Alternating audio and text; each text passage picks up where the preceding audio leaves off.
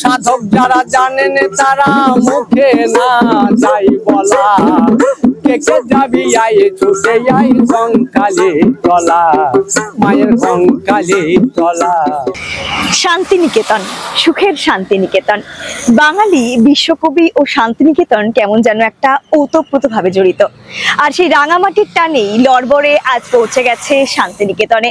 আপনাদের ঘুরে দেখাবে শান্তিনিকেতনের জানা অজানা অনেক জায়গা, এবং একদিনে কিভাবে শান্তিনিকেতন ঘুরে দেখবেন সেটা কিন্তু আজকের ভিডিওতে থাকবে। চলুন তাহলে দেখে নিই একদিনে শান্তিনিকেতন। শান্তিনিকেতন পৌঁছে প্রথমেই একটি টোটো রিজার্ভ করে নিন, যার ভাড়া পড়বে 800 থেকে 1000 টাকা। তবে দরদাম করলে কিন্তু ভাড়া কমতেও পারে। তারপর আমাদের এই ভিডিওটি দেখুন। আমরা যেভাবে যে সময় মতো জায়গাগুলি কভার করেছি, আপনারাও একই জায়গায় সেই সময়ে পৌঁছান, তাহলে কথা দিচ্ছি আমরাও পেরেছি, আপনারাও পারবেন একদিনে শান্তিনিকেতনের সমস্ত জায়গাগুলো ভ্রমণ করতে। আমার এই কানে ফুল গুছতে কিন্তু অসাধারণ লাগে, সব সময়ের জন্য ভালো লাগে। ভালো লাগছে গো আমাকে, সুন্দর লাগছে, তো অলওয়েজ বিউটিফুল ইনারলি। বাকিগুলো একটু ঘুরে দেখি, আমার সাথে ঘুরে নিন বিশ্বভারতী ক্যাম্পাসের আরো সুন্দর সুন্দর জায়গাগুলো। এই সেই বিখ্যাত কাঁচ মন্দির। কাঁচ মন্দির হচ্ছে বিশ্বভারতীর উপাসনা কেন্দ্র। রবীন্দ্রনাথ ঠাকুর এককালে উপাসনা করতেন। এখনো প্রতি বুধবার এখানে ব্রাহ্ম ধর্মে দীক্ষিত মানুষরা উপাসনা করেন, কিন্তু জনসাধারণের জন্য এখন এটা প্রবেশ নিষিদ্ধ হয়ে গেছে। তো আগে এটা খোলা থাকতো। যখন উপাসনা করা হয় তখন কিন্তু এখানে সাদা পোশাক পরে সবাই প্রবেশ করেন। যারা ব্রাহ্ম ধর্মে দীক্ষিত তারাই কিন্তু এখানে প্রবেশ করতে পারেন। এখন তারা ঘুরে দেখা যাক সেই বিখ্যাত 3 পাহাড়ি বটগাছ। চলুন আমার সঙ্গে ঘুরে নিন সেই বটগাছ।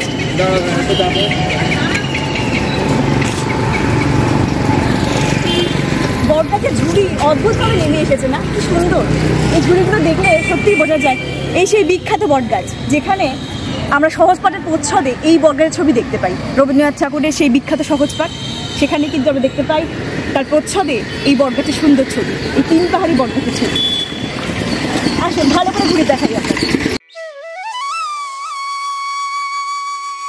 এডিট করতে বসে বুঝলাম আমার ভিডিওটি বেশ বড় হয়ে যাচ্ছে, তার জন্য প্রতিটা স্পট ছুঁয়ে গেলাম, আর বেশি বড় করে বললাম না।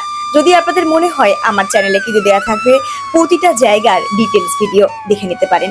চলুন তাহলে দেখি পরবর্তী স্পট। এখন আমরা দাঁড়িয়ে আছি ডিয়ার পার্কের সামনে। আসুন, এই ডিয়ার পার্কটি কিন্তু বল্লভপুর অভয়ারণ্য বা ওয়াইল্ড লাইফ স্যাংচুয়ারি নামে পরিচিত। আসুন টিকিট কাউন্টারের কাছে চলে যাই। দেখো দেখো কি সুন্দর হরিণগুলো, ওলে বাবালে ওলে বাবালে,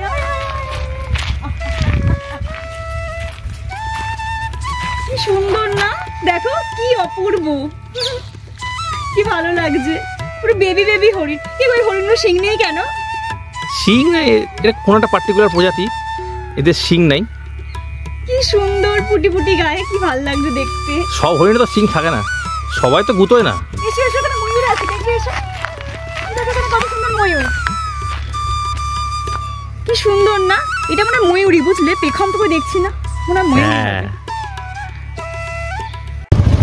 আমরা এখন অটো করে যাচ্ছি, আমরা চলে যাবো এখন কঙ্কালীতলা। ডিয়ার পার্ক দেখা আমাদের হয়ে গেছে, তাহলে ডিয়ার পার্ক দেখার পরে আমরা চলে যেতে পারি কিন্তু কঙ্কালীতলা, সতীপীঠ কঙ্কালীতলা।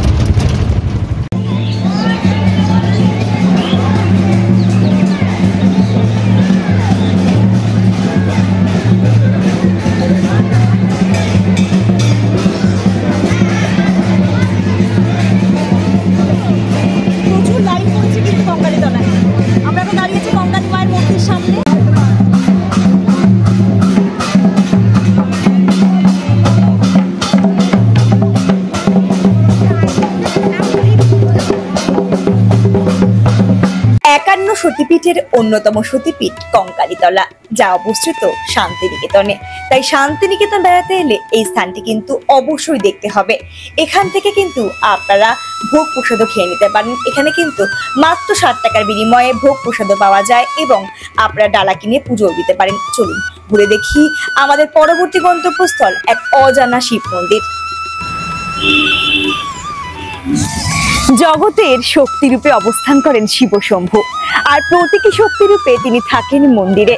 আমরা শিবশম্ভুর মন্দির অনেক দেখে থাকলেও বা শিবলিঙ্গের মন্দির অনেক দেখে থাকলেও আমরা কিন্তু জোড়া শিব মন্দির অনেকেই দেখিনি। তাই চলুন লড়বড়ে আজ আপনাদের ঘুরিয়ে দেখাবে টেরাকোটার জোড়া শিব মন্দির, যেখানে শিব প্রতিষ্ঠিত দুটি জোড়া মন্দিরে। এই সেই মন্দির, জোড়া শিব মন্দির, যেখানে রয়েছে দুটি শিব মন্দির। চলুন ঘুরে দেখি এখানে শিবলিঙ্গ ঠিক কিভাবে প্রতিষ্ঠিত। জয় শিব শম্ভু।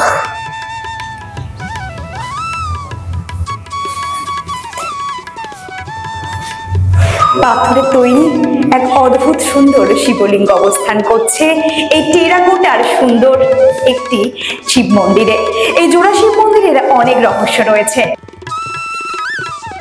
বীরভূমে রাঙামাটি মানেই তো রবীন্দ্রনাথ, আর রবীন্দ্রনাথ মানেই তো নানান কবিতা।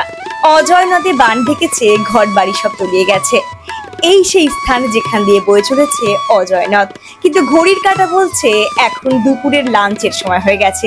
চলুন তাহলে আহার সারা যাক আমার কুটির থেকে। ওয়েলকাম টু আমার কুটির সোসাইটি। আমরা এখানে এসেছি কোপাই নদী দেখবো বলে। তার সঙ্গে এখানে কিন্তু রয়েছে অনেক অনেক সংগ্রহশালা।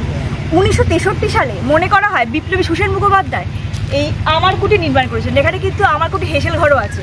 চলুন আমরা কিন্তু এই আমার কুটির হেসেল ঘরে খাবার খাবো। আসুন, চলে আসুন। আমার কুটিরের এটা হচ্ছে বাটিক বিভাগ। এই বাটিক বিভাগের পাশ দিকে হেঁটে চলে যান, তাহলে কিন্তু আমরা পেয়ে যাব সেই বিখ্যাত কোপাই নদী। চলুন কোপাই নদীর এখন কি রূপ সেটা আমরা দেখি। আমার সঙ্গে চলে আসুন। বাহ, এই সেই কোপাই নদী তো হাঁটু জল নয়, তো অনেক জল। এই কোপাই নদী দেখেই ফাইনালি মনটা জাস্ট জুড়িয়ে গেল।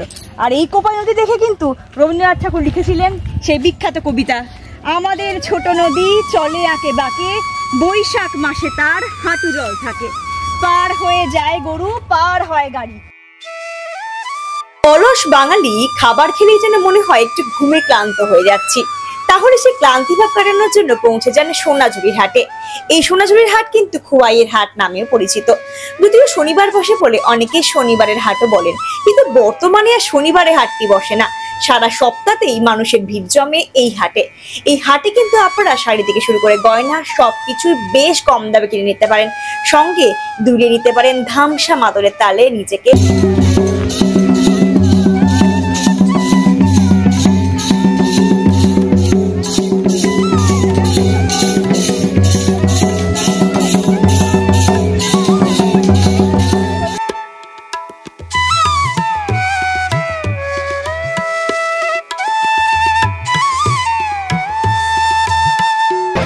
দারুণ লাগছে, চারিদিকে সোনাঝুরির জঙ্গল, পাশে এই বাঁশের ছাউনিতে আমি বসে আছি। অপূর্ব ফিলিং, অপূর্ব। চারিদিকে সোনাঝুরির হাট, কোথাও বা পাঞ্জাবি, কোথাও শাড়ি, কোথাও কানের, কোথাও হ্যান্ডলুমের সব জিনিসপত্র, হস্তশিল্পের বিপুল সম্ভার। এখানে যদি আসেন মনে হবে কোনটা ছেড়ে কোনটা কিনি। কখনো মনে হবে হস্তশিল্পের এই জিনিসটা কিনি ঘর সাজানোর জন্য, কখনো মনে হবে না না না পাঞ্জাবি কিনে বরের জন্য, তা মনে হবে আমি তো মহিলা, এটা কুর্তি কিনে নিই, একটা শাড়ি। নতুন এক জায়গায় যাব আমরা, হাট দেখে নিয়েছি, এবার এক নতুন জায়গায় সন্ধান দেবো আপনাদের। কি নাম জায়গাটার? এই সিঁড়ি দিয়ে নেমে যাচ্ছি। জায়গাটার নামটা হচ্ছে প্রকৃতি ভবন। এই প্রকৃতি ভবনটা হচ্ছে কি জিনিস সেটা আমি আপনাদের বলবো, আগে দেখিয়ে নিই ভালো করে। আসুন দেখি প্রকৃতি ভবন। প্রকৃতি ভবনটা অ্যাকচুয়ালি হচ্ছে প্রকৃতি মিউজিয়াম। মানে এখানে বিভিন্ন রকমের স্কাল্পচার রাখা আছে, প্রকৃতি থেকে পাওয়া জিনিসপত্র যা যা পাওয়া যায় সেগুলো এখানে সব স্টোর করে রাখা আছে। এই প্রকৃতি ভবন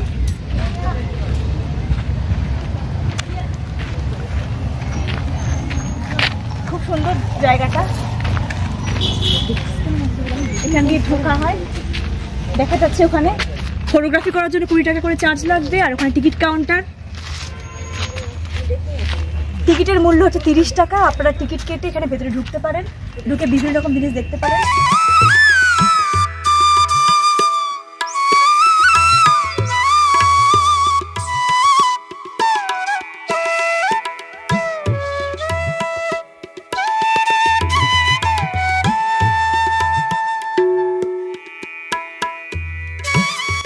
শান্তিনিকেতন বেড়াতে এলে কিন্তু এই জায়গাটা একদম মিস করবেন না। দেখছেন কত বড় বুদ্ধের মূর্তি, চলুন ঘুরে দেখি এই বিশেষ স্টাইলে তৈরি বুদ্ধ মূর্তি। বুদ্ধদেব মানে এক শান্তির প্রতীক। তো শান্তিনিকেতন যখন বেড়াতে আসবেন, আপনারা তো অনেক জায়গায় ঘুরেছেন, কিন্তু অনেকেই হয়তো এই জায়গাটা মিস করে যান। বুঝতেই পারছেন জায়গাটা কতটা ফাঁকা রয়েছে। এতটা ফাঁকা কি তখনই থাকা সম্ভব যখন মানুষ জানে না, অর্থাৎ অফবিট শান্তিনিকেতন যদি আপনারা খুঁজতে চান, সেক্ষেত্রে আপনাদের আসতেই হবে এই বুদ্ধ মূর্তির সামনে। দেখুন এক বিশাল বড় সাইজের বুদ্ধ মূর্তি, সুন্দর একটা আকাশের চিত্র, সেখানেই রয়েছেন আমাদের পরম বুদ্ধদেব।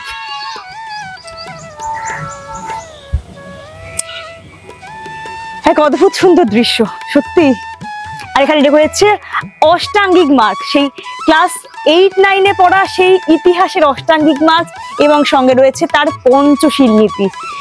বিশাল বড় একটা বুদ্ধদেব বিরাজমান খোলা আকাশের নিচে শান্তিনিকেতনের বুকে, সোনাঝুরি হাটের একদম সামনে। সময় আস্তে আস্তে এগোচ্ছে, এবার দুপুর গড়িয়ে বিকেলের পথে। চলুন ঘুরে দেখি এই সময় শুরুর রাজবাড়ি, যার প্রবেশ মূল্য 2025-এ 10 টাকা নির্ধারণ করা হয়েছে। এটা রাজবাড়ির মেন গেট। এই গেট দিয়ে ঢুকলেই দেখতে পাচ্ছি একটা বড় সবুজ রঙের দরজা, বিশাল বড় বড় ধামযুক্ত রাজবাড়ি।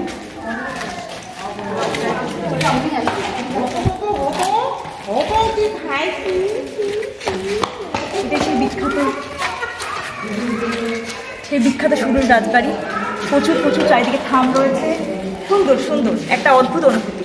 রাজবাড়ি মানে কিন্তু বিশাল।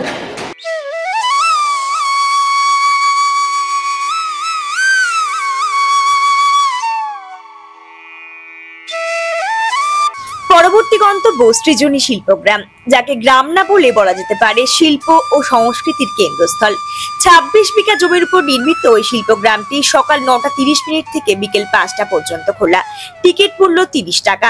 যদিও বিস্তারিত ভিডিও আমার চ্যানেলে আপনারা পেয়ে যাবেন। রাজ্যের একটি রাজ্য সিকিমের সামনে আমি দাঁড়িয়ে আছি, দেখতে পাচ্ছেন সিকিম। আর একটু হেঁটে গেলেই আমরা দেখতে পাচ্ছি এখানে রয়েছে বিহার রাজ্যের মিউজিয়াম। এখানে ঢুকে আপনারা বিহারের বিভিন্ন নিদর্শন দেখতে পাবেন। এই যে মধুবনী পেন্টিং, মধুবনী আর্টের সবকিছু দেখতে পাচ্ছি আমরা। আচ্ছা, এবার যদি আমরা ঘুরে দেখে নিই, তারপর দেখতে পাবো এখানে আরো অন্যান্য রাজ্য রয়েছে, যেমন মণিপুর, মিজোরাম, আন্দামান ও নিকোবর দ্বীপপুঞ্জ, সবকিছু কিন্তু এখানে রয়েছে। এটা ঝাড়খণ্ড, এটা ঝাড়খণ্ডের মিউজিয়াম। এটা রয়েছে অসম, এটা অসম।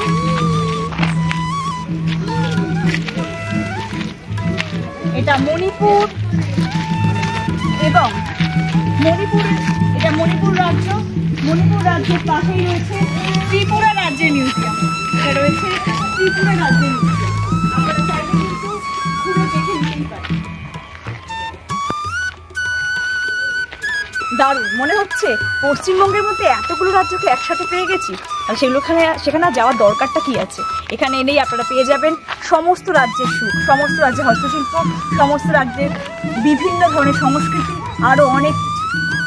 আজকের শেষ গন্তব্য বোলপুরের নতুন সংযোজনী কেদারনাথ মন্দির, যা কিন্তু সত্যি যারা কেদারনাথ ভ্রমণ করতে পারছেন না তাদের জন্য এক আলাদা অনুভূতি দেবে। এই কেদারনাথ মন্দির কিন্তু বেলা 12টায় বন্ধ হয়ে যায়, আবার বিকেল 4টের পর খোলা হয়। আপনারা কিন্তু টাইম বুঝে তবেই যাবেন।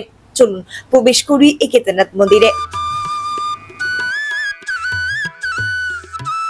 উত্তরাখণ্ডে যে কেদারনাথ মন্দির রুদ্রপ্রয়াগের, সেই কেদারনাথ মন্দিরে কিন্তু শিলাখণ্ডে শিব ঠাকুর পূজিত হন, কিন্তু এখানে কিন্তু একদমই আলাদা, একটু অন্যরকম। এখানে কিন্তু শিবের লিঙ্গে পূজিত হচ্ছে শিবশম্ভু। জয় শিবশম্ভু, জয় শ্রীকেদার, জয় শ্রীকেদার। আমরা আপনাদের ঘুরিয়ে দেখালাম শান্তিনিকেতনের 12 থেকে 14টি স্পট, তাও আবার বিকেল 5:30টার মধ্যে। আপনারা যদি মনে করেন আপনারা কিন্তু হোটেলেও রাত কাটাতে পারেন, যদি আপনারা তারাপীঠ বা ম্যাসাঞ্চল ঘুরে দেখেন তবেই।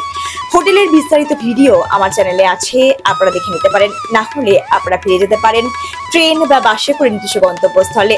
আমাদের জানাবেন কেমন লাগলো আমাদের এই ভিডিওটি কমেন্টের মাধ্যমে। অনেক ধন্যবাদ।